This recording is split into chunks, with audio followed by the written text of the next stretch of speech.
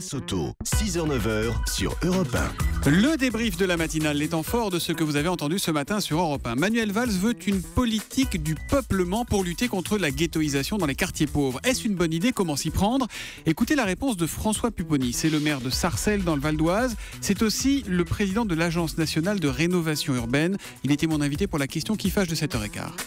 Pour y parvenir, il faudra changer les textes, changer la loi et faire en sorte que la manière dont on attribue les logements dans ce pays change. Mais vous imaginez qu'on attribue un logement en disant voilà, nous avons une famille sénégalaise, c'est pas possible, on n'a pas le droit aujourd'hui en France. Mais c'est ce qu'on fait aujourd'hui. C'est ce que l'État a fait pendant 40 ans, en se cachant, en attribuant les logements en fonction de l'origine, sans le dire parce que c'est illégal. Mais dans les faits, on a fait la tour des Maliens, la tour des Sénégalais, la tour des Algériens. C'est comme ça que ces quartiers ont été peuplés. Mais pour changer la donne, il faut bien entendu modifier les conditions d'attribution de logements.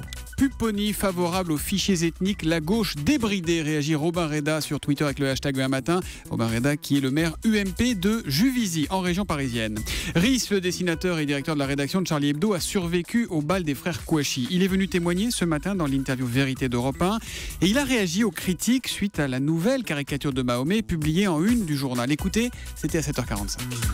Le problème, c'est pas uniquement des histoires de caricatures de Mahomet. Vous voyez qu'il y a des problèmes d'intolérance et que Charlie Hebdo et 3-4 caricatures, c'est pas ça le problème en fait. Mais sans renoncer à votre crayon, vous allez tenir compte des conséquences dans le climat qu'on connaît depuis 15 jours. Mais moi, je mise sur l'intelligence des gens et je pense toujours que dans le monde musulman, il y a plus de gens qui sont capables de comprendre, même si ça leur déplaît un peu, comprendre le droit qu'on peut avoir de faire ça, que des minorités, même agissantes, même très violentes, qui voudraient terroriser les gens en menaçant tout le monde dès qu'il y a quelque chose qui ne leur plaît pas. Merci Rhys pour ce moment d'humanité, de tolérance et de grande intelligence. Ça existe donc encore, se réjouit ou se console Etidoc, toujours sur Twitter. Trois voleurs de voitures ont été arrêtés en plein Paris. Ils sévissaient devant les restaurants des quartiers chics en se faisant passer pour des voituriers. Écoutez cette histoire assez hallucinante, c'est Pierre de Cossette qui nous l'a raconté à 7h30. Le manège a pris fin mardi soir devant un restaurant de l'avenue Montaigne. Lorsque les policiers de la BAC repèrent un homme au comportement suspect, il vient de s'emparer du panneau voiturier et s'apprête à faire signe à un client. Le vrai voiturier le voit et le faux, assez bien habillé avec une cravate, tente de prendre la fuite en montant dans une voiture conduite par deux complices. Flagrant délit, fin de l'aventure pour le trio placé en garde à vue. Les enquêteurs les soupçonnent d'une dizaine de vols en quelques semaines de la citadine au gros 4x4 revendue sur le Bon Coin ou en Belgique. Natacha Polony en parlait dans sa revue de presse il y a quelques minutes. Pour être transparent avec ses clients, McDonald's a dévoilé une vidéo avec la composition de ses frites. Notre correspondante Géraldine Vosner l'a visionnée aux États-Unis. Écoutez, c'était à 7h. Si les frites sont bien faites à base de pommes de terre, ce qui est tout de même rassurant, 7 huiles différentes pour fabriquer ces frites. Huile de maïs, de canola, de soja, et ça continue, arôme de graisse de bœuf, conservateur puissant, et même, le mot le plus long, nous dit-on, dimethylpolysiloxane. en fait, il s'agit d'un agent anti-mousse. Oui, il y a ça dans vos frites, ça empêche les huiles de gicler. Bon appétit si vous êtes à table. Danny Cohn-Bendit a passé sa soirée d'hier au cinéma. Il est allé voir The Cut, un film sur les génocides arméniens, signé d'un réalisateur germano-turc qui s'appelle Fatih Akin. Eh bien, figurez-vous que le premier rôle de ce film est joué par un Français. Écoutez, c'était à 8h-5 dans l'humeur de Danny.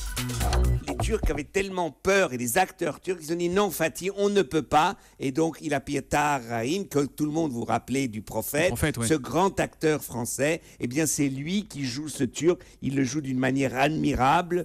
Au final, il est réussi ou pas ce film ?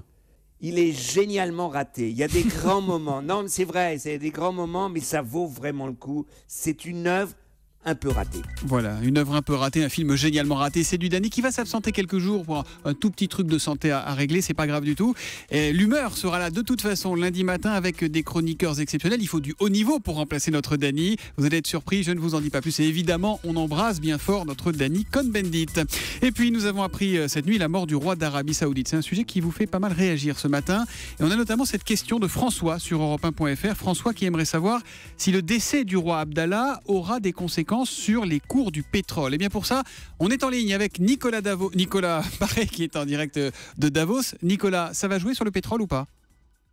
Écoutez, à court terme, non. Mais la vraie question, c'est est-ce que l'Arabie Saoudite va modifier sa stratégie ? Est-ce qu'elle va décider de réduire la production de pétrole ? Et c'est vrai qu'au sein de la famille, il y a un débat sur ce sujet. Donc le nouveau prince Salman est sur la ligne du roi précédent. Donc pour lui, pas de changement à court terme. Mais à plus long terme, cette question se Pourquoi ? Parce que finalement, quel est le rôle de la famille régnante saoudienne ? C'est de partager la rente pétrolière au sein du royaume, au sein de ces 26 millions d'habitants. Et donc, quand il y a moins d'argent à distribuer, c'est tout de suite un problème. Aujourd'hui, l'État saoudien est en déficit. Et donc, vous avez un certain nombre de gens aujourd'hui en Arabie Saoudite qui disent il faut changer de stratégie et il faut effectivement faire en sorte que le cours du pétrole remonte. À court terme, pas de changement. À plus long terme, c'est beaucoup moins évident. Nicolas Barré, qu'on retrouve tous les matins à 8h10 pour l'édito Écho d'Europe 1, qui était avec nous en direct de Davos pour répondre à la question de François. Si comme François, vous avez des questions à nous poser, vous appelez pendant la matinale au 3921, vous nous écrivez sur europe1.fr ou sur Twitter avec le hashtag... Un matin.